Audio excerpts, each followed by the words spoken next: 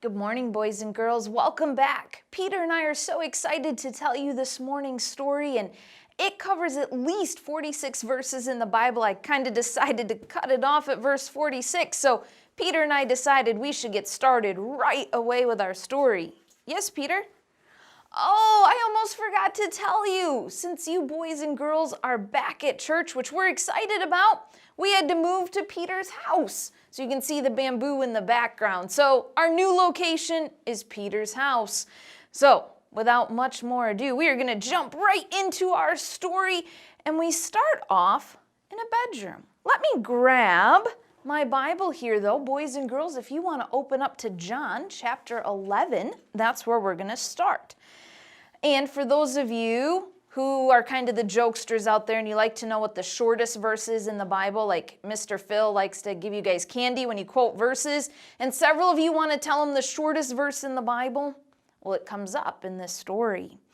All right, so starting in John chapter 11, in verse 1, it says, "Now a certain man was sick." All right, we got our sick man. He's the one in bed. Kind of makes sense.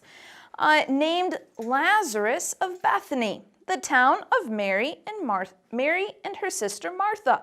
So these are three siblings. You've got Lazarus, Mary, and Martha. And Lazarus is sick.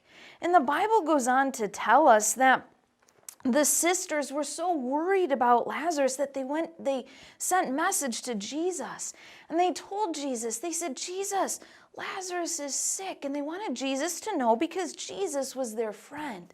As I was reading this story, and obviously I've studied it and I know what's coming next, but I was thinking about, what if somebody that close to me was sick and dying?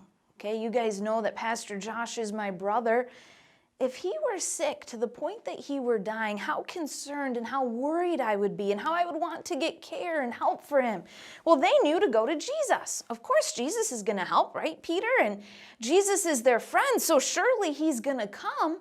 But then as we read in the Bible, we read something interesting. Let's see, Peter, if Jesus came right away. I almost missed a part. We're going to back up to verse 4. It says, when Jesus heard that, well, what is it that he heard? He heard that Lazarus was sick.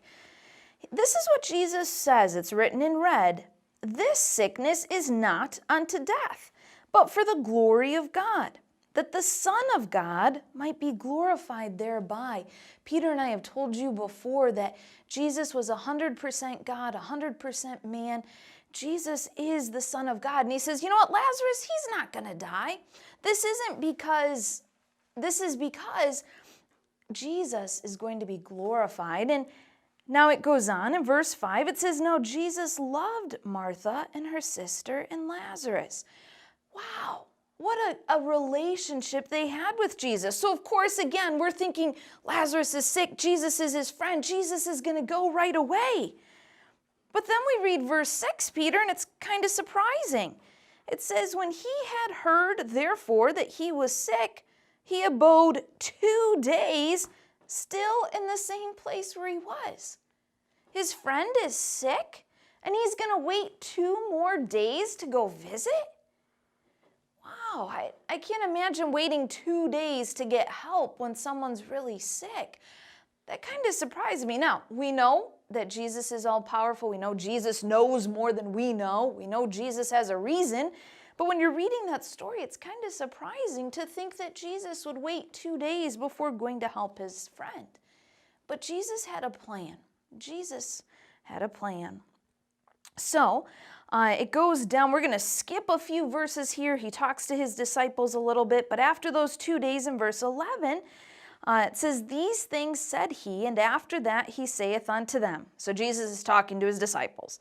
"Our friend Lazarus sleepeth, but I go that I may awake him out of sleep." And the disciples are thinking, oh, he's sleeping, he's resting, he's getting better. Yeah, Peter's sleeping here.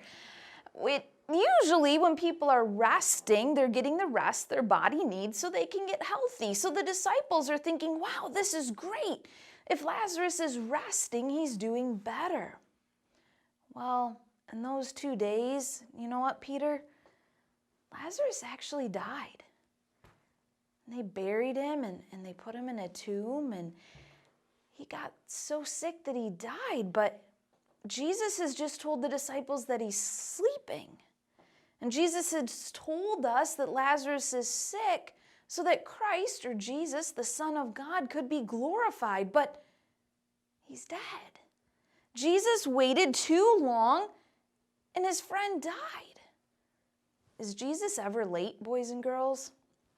You're right, Peter, he's not. Jesus is never late. Jesus never misses an appointment.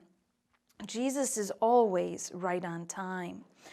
Well, Jesus, he goes and he does travel to Bethany, where Mary and Martha and Lazarus live. And Jesus gets there, and Martha actually runs out to see Jesus when he's a ways off. She runs out to meet him, and she's going to talk to Jesus. And so Martha's out there talking to him, and let's see what their conversation, what they had to say.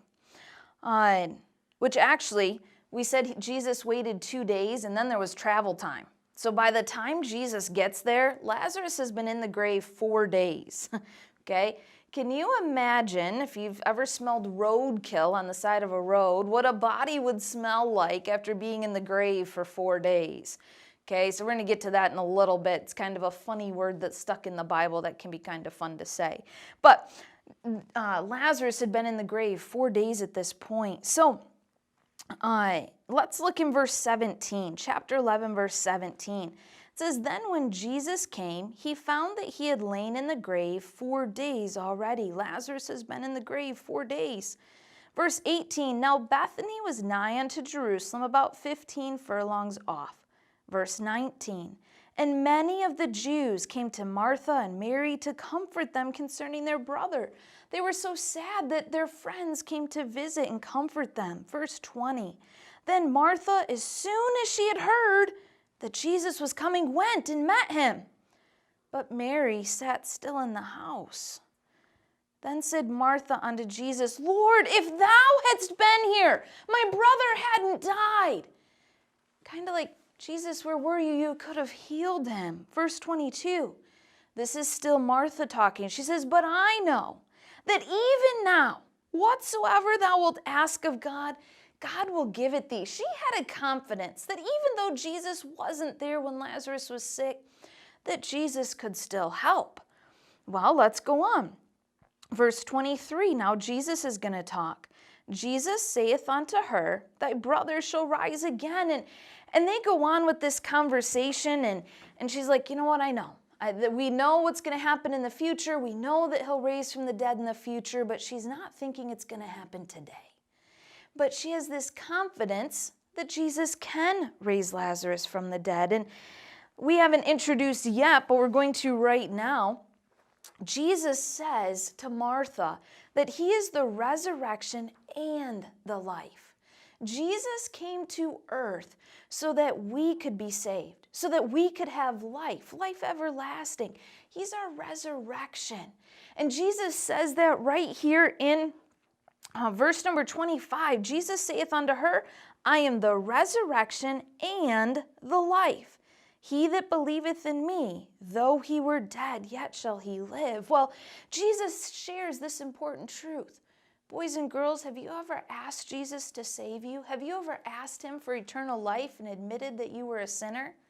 Why not today? Why not believe in what Jesus did for you on the cross? Well, he has this discussion with Martha, and Martha runs back home, and she gets Mary. Of course, you run home and you tell your siblings, right? You want them to get the good news? Well, I don't know. If the ice cream trucks came by already today, yeah, I have to get Peter if the ice cream truck comes by. You'd run in and get your brothers and sisters, right? Well, she runs to get Mary and Martha, and they come out to the grave with Jesus, and they're they're super excited, not yet. Okay, they're still sad because their brother's dead, but they've gathered at the grave. And the Bible tells us that Jesus weeps. And I had mentioned the shortest verse in the Bible, that's verse 35. It says, Jesus wept. Jesus isn't sad that Lazarus is dead because he knows he's going to raise him from the dead, but he sees all the people around who don't know Jesus. Boys and girls, do you see people around you who don't know Jesus? Do you feel that need to tell them? Do you tell them about Jesus, that Jesus is the resurrection and the life? Do you tell them about the Bible lessons you learn at church? Do you invite them to come to church with you? Well, Jesus is weeping because he sees these people, and Lazarus was in the grave, and Jesus says in verse 39, it says, Jesus said, "Take ye away the stone." So they took away the stone that was in front of the grave, and Martha, okay, the sister of him who was dead, she's like, "Are you sure about this Jesus? He's been in there how many days, boys and girls?" Right, Peter's got it. He's been in there 4 days. So you know what the fun word is that she uses? It says, "By this time he stinketh." He stinks.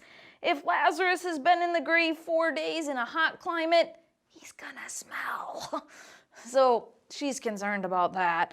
It says, "He stinketh, for he hath been dead 4 days." And Jesus says to him, he says in a loud, booming voice, he's a man, obviously I'm not, so I'm not going to sound like Jesus would, but he says, "Lazarus, come forth." And he kind of looks like a little mummy guy here. He was all wrapped up in his grave clothes. He's got a napkin over his face. Yeah, poor Lazarus coming out of the grave there. And Jesus tells him, he's like, "Unwrap him, help the poor guy out, loose him." Can you imagine trying to walk all mummified like that, all wrapped up? If you've ever wrapped somebody up in toilet paper and tried to watch them walk, it can be a little tricky. Well, Jesus tells them to loose him and let him go. We're going to wrap up the story here, boys and girls. There was so much, yeah, no pun intended, right? Wrap up the story. Poor Lazarus was wrapped up. Some of you are smarter than I am. That's all right. Peter is. So in verse 45, it says, "Then many of the Jews which came to Mary and had seen the things which Jesus did believed on him." When they saw what Jesus had done, that he had raised Lazarus from the dead, many people believed on Jesus. Who have you brought to Jesus? Who have you told about Jesus?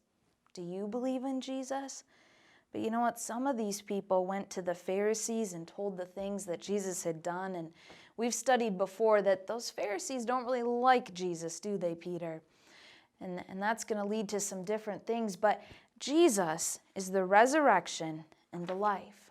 If you've already believed in Jesus as your Savior, make sure you're telling other people. And don't forget to bring back your devotionals. A few kids already have. We've been able to give them candy. Make sure you're working on those throughout the week, boys and girls. See you.